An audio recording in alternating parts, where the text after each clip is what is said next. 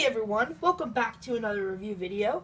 I'm the Lego Detective, and recently, well, I think it was about 2 weeks ago, my mom got a giant bin of Mega Bloks and Legos. It was mostly Mega Bloks, being Mega Bloks Halo. There were a few like Call of Duty stuff, and a little bit of Skylanders as well. And there were obviously some Legos in the bin as well, but it was mainly Mega Bloks Halo. And I was kind of interested in it, so I dug through the bins, I found a ton of figures, and then I took out some of my older Halo figures. And for me, when I kind of take out something that I liked, or take out one of the old things that I used to collect, I normally find an obsession with that again. And what do you know? That happens. So, yeah, I'm now kind of collecting some more Mega Bloks Halo. I'm not sure how long this is going to last, as, like I said, I got 3 giant bins, and I still haven't explored every single piece within them, but, so, recently, Toys R Us is closing down, and so I went to the store, and I was able to get a bunch of Mega Bloks, well, now they're called Mega Construx Halo sets for half off. So this set is the Banished Banshee Brawl, and retail price is about $20, however, I got it for $10, so really great value there. Let's take a look at the box. So here's the box of the set. As you can see on the front, we have a diagram showing off the set. Mega Construx Halo shows the Banshee, the 2 figures, Aatrox in the corner since this is supposed to represent Halo Wars, and you can see a bug right over there. 219 pieces, Banished Banshee Brawl. Let's take a look at the back. On the top we have the Halo logo, both of the figures in the set, Build Beyond, Mega Construx.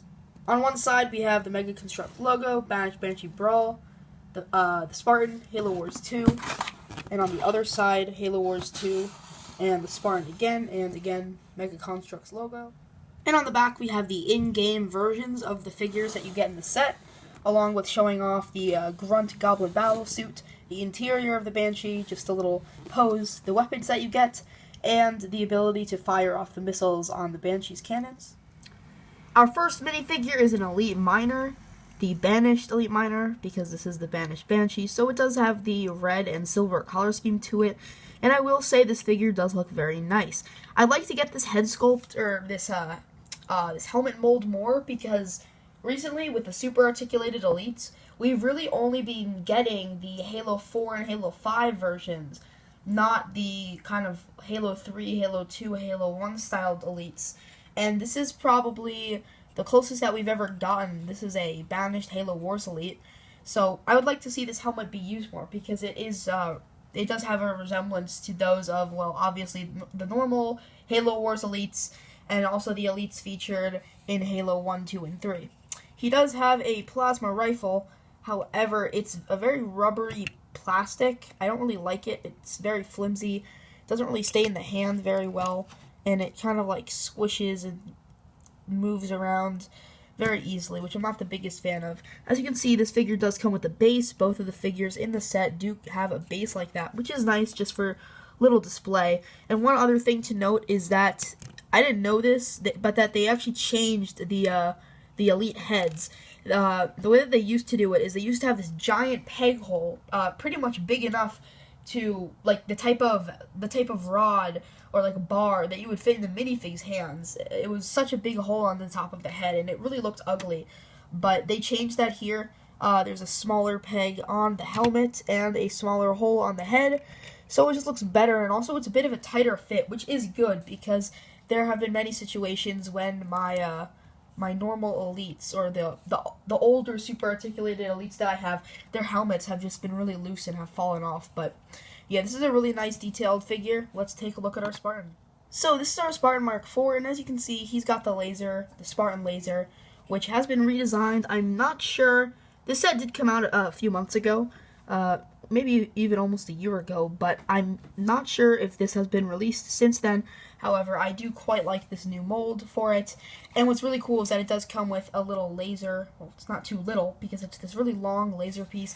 It's very thin and did come pretty bent in the package. You can kind of see it still is a bit bent, and it just pegs in there. Let me just take that out. It comes out pretty easily. It's a bit loose, But yeah, that looks really, really nice. Definitely a fan of that new Spartan laser mold. But the figure still does look really nice. One thing which I do like is it's a bit unique. The green is a bit brighter than your normal kind of Master Chief green. He's got dark gray as the kind of undersuit. You can kind of see if I lift up his arm a little bit. And also he has silver as the visor color, which I think is a really cool color. The undersuit is coming out as black on the camera, but it is dark gray. So yeah, two very great figures, but let's take a look at the very great set. And here is the Banished Banshee itself. And it looks very cool. It is going to be wobbling around a bit because it actually does come with a stand, which is really cool. You get kind of a bigger style terrain base piece along with a clear rod.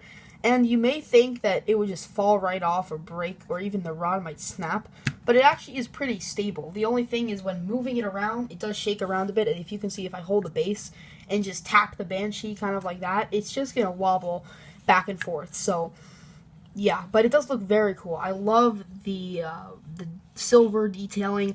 This canopy piece is a completely new and unique mold just for the set. The entire thing is painted. I did have a small error, as you can see, it's a bit fuzzy right there, or kind of a bit cut off or something. But, you know, it is supposed to be a scratch the vehicle. These are not supposed to represent markings. They're just supposed to represent, like, scratches. Same thing for these. They're all printed. These little details on the wings are also printed. And I think it overall just looks really great. This is the view from the front. You can see we do have some missile shooters and some spare missiles on the side. And let me say, this was a very enjoyable build. From the back, it doesn't look too bad either. And we have these little purple rubbery parts to represent kind of the jets that it has. Overall, I think that it just looks really great. It was a very fun build. The build wasn't extremely quick. I think the build for this entire set took about half an hour, maybe a little less. But I was just enjoying the build because the build is very fun. These pieces over here stop the wings from moving up, so if you just push the wings up as much as they go, then they'll just stay in that nice Banshee-looking position, which does look very cool. Removing the Banshee from its stand, I'd like to show you how the action features work. You can do them on the stand, however, it's a bit tricky to show. You have these little ball pieces right there. Now, those are actually more of these, and these are just cannons. You press down on these little stud parts, and they fire out. So let me just do that from the bottom just so you can see. And that's how that works. And yeah, you do get the two extras there. These, you could have them represent like other cannons. That's not what they're supposed to do, but if you really don't like them there, you can just take them off. Just as simple as that. To access the interior, you just fold this piece forward and it's tipping over. And inside you can see some nice printed consoles as well as two joysticks. And with just a bit of fiddling, you can get the minifigure inside. It took me about like 20 seconds or so to get him in.